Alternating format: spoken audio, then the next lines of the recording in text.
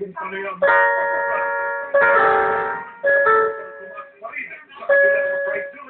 Soft drinks at mga juice, posibleng magmahal.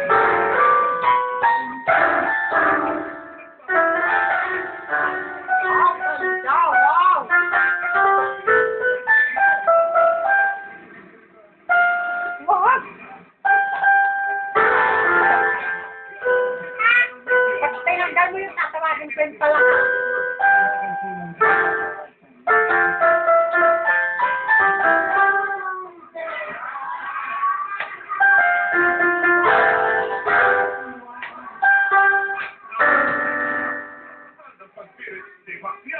Ang sa may lugo. Tingin sa akin mo.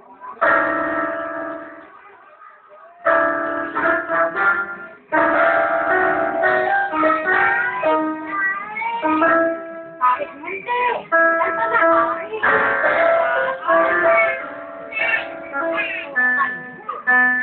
Ay, nagsabi ang akat namin sa loob. Nagyano na lang. Ay, wag na, Mike.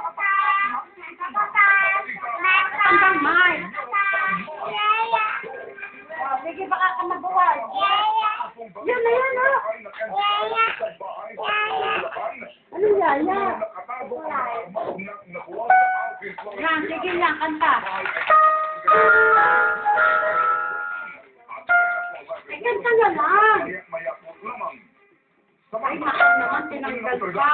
Huwag nang tanggalin eh. Ako na lang ang social club. Alis na yan, ako na ang social club. Bye! Si Angkor na ang naging kliyente niya.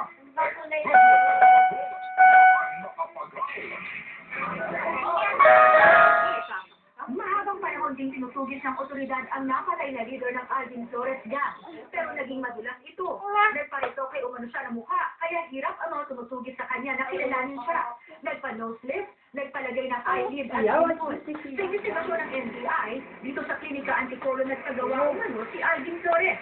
At ang may-ari ng klinika ay si Dr. Domingo Pedracio. Ayon sa staff ng klinik, wala si Dr. dahil nagpapahinga pa mula sa pinuntahang convention sa US. Ayon sa kanila, walang Alvin Flores na nagpa-plastic surgery sa kanila. Pero nang ipakita ng ABS-CBN ang litrato ni Alvin, hindi nila makumpirma.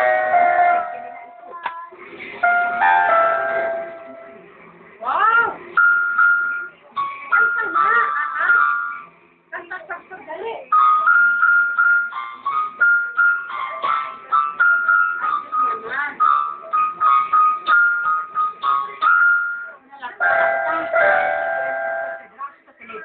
Hindi niya makumpirma kung Alvin Flores na ang nagpaputin sa kanya. Aniya, hindi rin siya maaaring magbigay ng informasyon dahil sa tinatawag na doctor-patient confidentiality.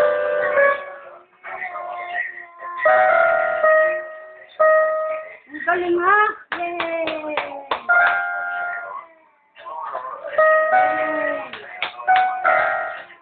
Ang galing ha! Nakakanta ka sa kanta. Piano. Ha? Matatanggal ko. Mahihigit. Mahihigit yan. Lalabas ang pakal at bumabakal. Ay,